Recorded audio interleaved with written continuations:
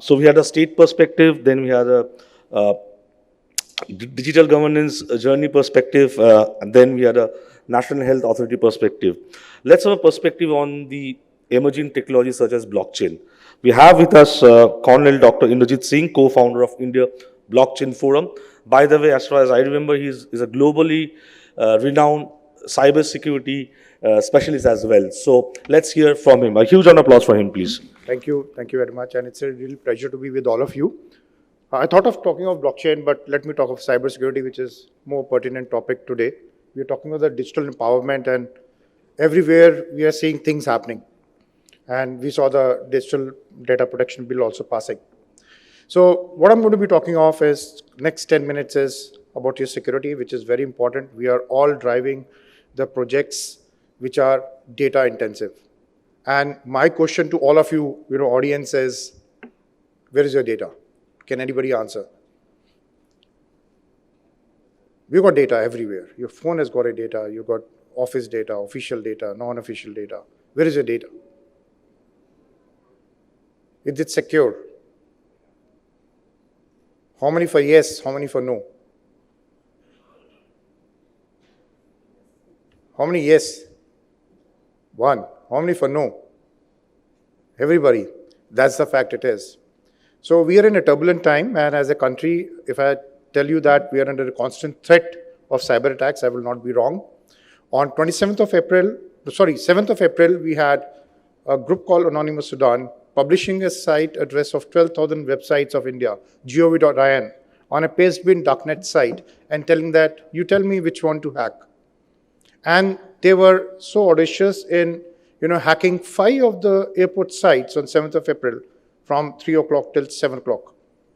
Delhi, Bombay, Hyderabad, Goa, and Kochi. So that's the way we are. And so many cyber attacks already happening. And we are in a kind of where the cyber breaches are happening very rampantly. But you may be saying at the same time, we don't see any cyber attack happening. That must be one question which you would have been asking, Yes. The answer is, one of the chatters of the darknet, they say Indians don't pay, don't hack them.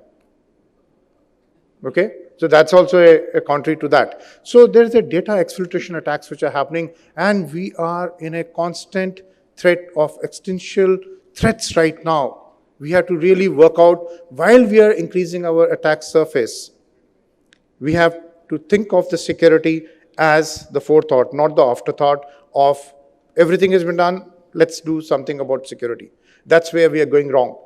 We have the AIMS attack. We are still struggling to find the complete trail of what happened. Where is the data gone? That's why I asked you, where is your data?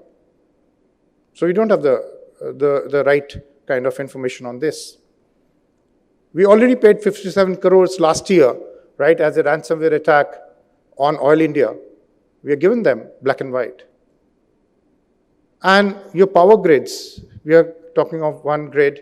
There was a report by Recorded Future last year in the month of March, and they came up that 7 of the power grids in India, 2 of the ports in India are under cyber attack. That's Radico APT41. That means it is indicated to China, right? So that's where we are. And while we are talking, every 11 seconds, there is one ransomware attack. And this frequency is going to further decrease to 3 seconds by 2030. And the moment you have a ransomware attack, it's not just, everybody says, can you solve a ransomware attack? The answer is yes. But take it with a pinch of salt, ransomware attacks are not easy to attribute. Every time there's a cyber attack, there is 22 days of average downtime. It can be 60 days. You may be made to go onto the pen and paper and work. While we are talking about digitization, it can happen. So be very careful of all these things. Be aware of the facts. And 20th century, we are being all talking of firewalls, we are talking of antivirus, we are talking of, physical, spatial security model. That's what we are very comfortable with. Everybody, firewall, IPS, IDS, all security parameters we have. That's the speed of sound we talk of. That's the protection what we have. And 21st century, now what we are doing, 2010 to 25, we are more adaptive, we are more self-organizing, cyber tools, what we're talking of. They are more of AI and machine learning. Every tool Everywhere you talk of, whether we have a machine learning in it or not. We are in the era of speed of light. And next gen, what we are looking at is more evolving. We are talking of the cyber visions, which are by 2023 till 2028, is more to be integrated. Another 10 years, it's going to be more adaptive. And by 2040, we are looking in for neural kind of security parameters. So you have to graduate the whole security paradigm from your physical security to digital traditional tools and the advanced cyber tools what we are using. So that's how we have to look in from the security paradigm altogether. One interesting thing, and that's what the question every CISO asks, and any CISO you ask him, he says, I will not have a cyber attack, I'm very secure. And the left-hand side, I don't want to dwell upon each and every line. All parameters are there in place, from your public policies, your private policies, your access control, your IPS, IDS, access, your DLPs, everything in place. But you have attacks because attacks are getting more focused. Now it's no more signature-based like antivirus. They're going to be machine learning. They don't give you telltale signs. So your signature-based technologies are not sufficient. Your human factor, insider threats are the most important. We always believe, or all the guys, they are not going to cheat you. Remember, 67% of attacks happen from inside. That's what is a bitter point. There are too many points of silos. Everybody buys, one product from one company, another from another, and thinking that we'll get some kind of security in case of cyber attack, which never happens. And the whole lot of technologies are evolving. Their whole threat landscape, which is changing today, it's so grown up. And like we're saying, the data fusion or the data explosion, I will say, is already happening. And we don't have a real sense of security. Okay, so that's what we have to look in for. And what's the time period? The moment you get attacked, and if you don't come to know anyone amongst the audience, if they're aware, if there's a cyber attack on you, how much time do you think is available for you to react? And if you don't react within that particular time frame, you're gone. And that time period is only 10 minutes. So are you prepared for 10 minutes? The answer, you have to find it for yourself, because if you're not going to find it out for yourself, the average is going to be almost 200 days before you really find out what happened in your network. Because any hacker who comes in, the hacker takes his time to establish. And just to tell you, all the hacking groups are not a single person who are doing it. There are organized groups. And that is where the whole challenge lies. They have a person who's qualified as a server man, he's qualified in .NET, he's qualified in Tor, he's qualified in crypto, he's qualified in money laundering, he's expert in handling situations which we are not handled. They have a call center person. So they are running like a profit and loss company. So you're fighting against them. And the age bracket of the hackers is 18 to 23, 24 at the most. And where are we? What are we ready for that? Look at it. You have to look inwards. Good for us, we have the policies in place. 2013 cybersecurity policy. We already identified 6 critical infrastructure under IT Act 7070 Alpha. We got them in. We also brought in a Cyber Terrorism Act 66F in 2019, but we still stumbled upon when we had the AIMS attack. We never put health as one of the critical infrastructure, right? So that's where we have to really think of evolving threat landscape. And very rightly, Kiran brought out the way the things are developing. Health is another area which they're going to target.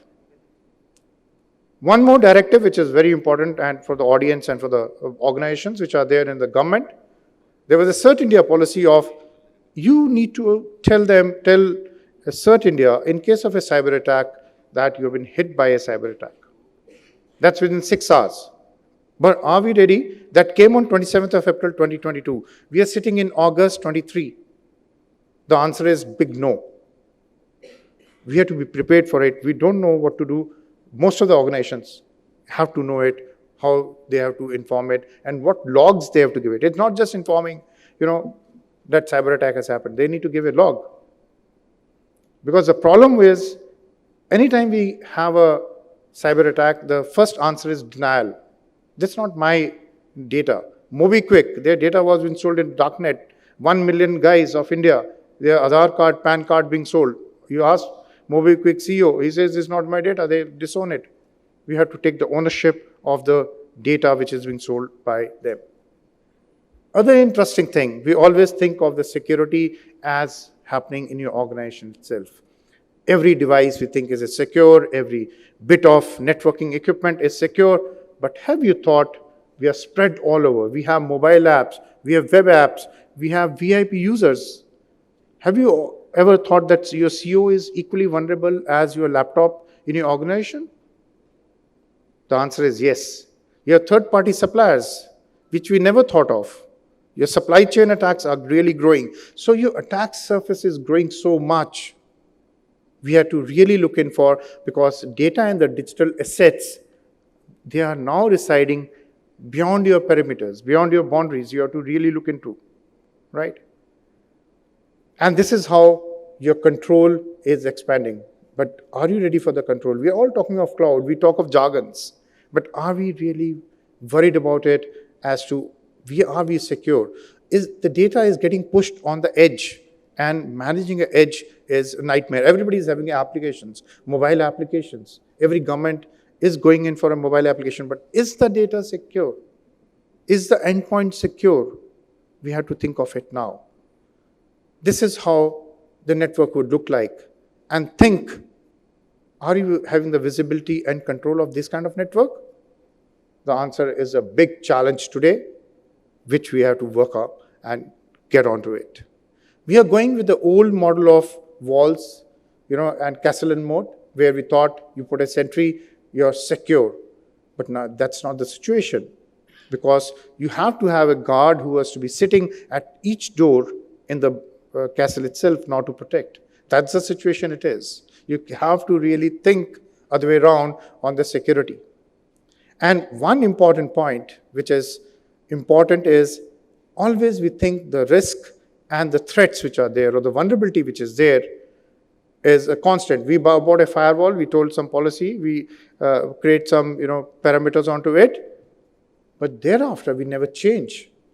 But your risk and threats are constantly evolving. That is what Gartner came up with a report called CATA, where it says continuous assessment of risk and threats which you need to do. That's what is the future all about.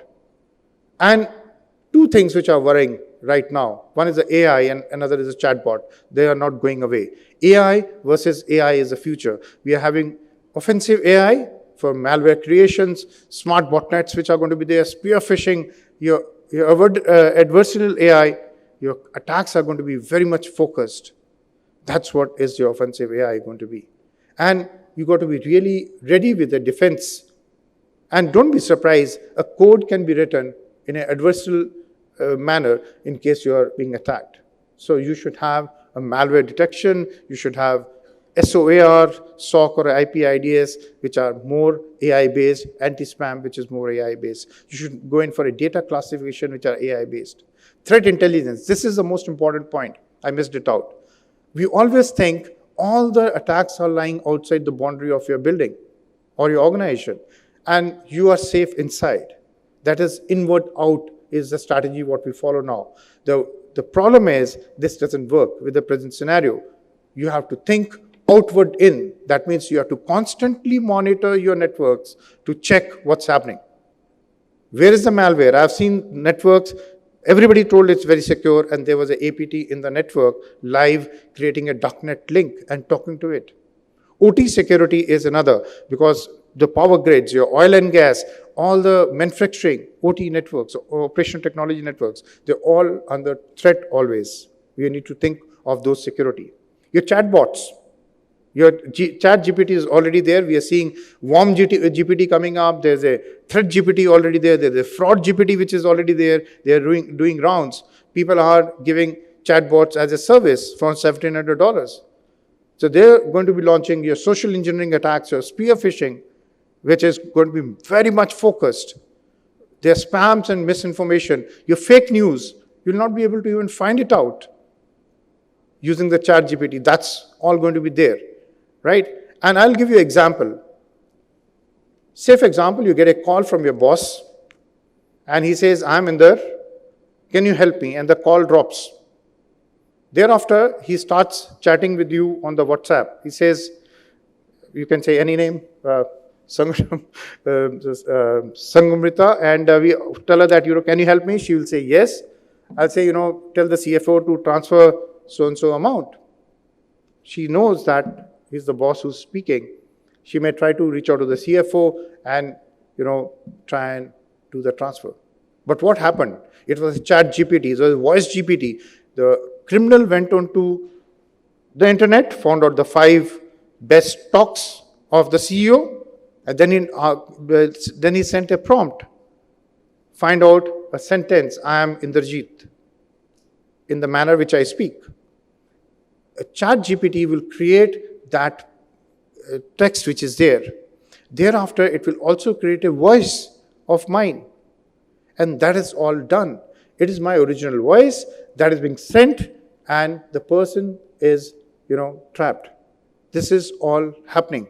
Chat GPT is a fact, right? And I will want to leave with the thought, whatever is the cyber attacks which may happen, there's a one key which can safeguard you is your data protection, or you protect your data, back up your data, follow the 3-2-1 policy of 3 copies of your data, 2 on a different media, 1 offsite. I think if you do that, and the most important is check the data. And while you do the cyber trainings, try and do a tabletop exercises in a cohesive manner, as a team manner, not individual training. I think that will change the whole way we are looking at the cybersecurity landscape. Thank you very much. Colonel Indrajeet Singh's presentation reminds me of a film called Die Hard. I forgot which part was it. It was showing that guy with whom Bruce Willis was fighting to save his daughter. That guy actually brought entire New York City standstill with a click of a mouse, entire traffic management system, energy outlets, everything. So that was 10-15 years back. Now there is a reality, the threats you are talking about. And you also talked about that certain advisory that within 6 hours we should inform the authority. I remember the cyber attack which happened with AIIMS Delhi. I think it was more than 6 hours that they did not realize that the data was hacked and data was compromised. So that is important. Thank you so much for your insightful presentation.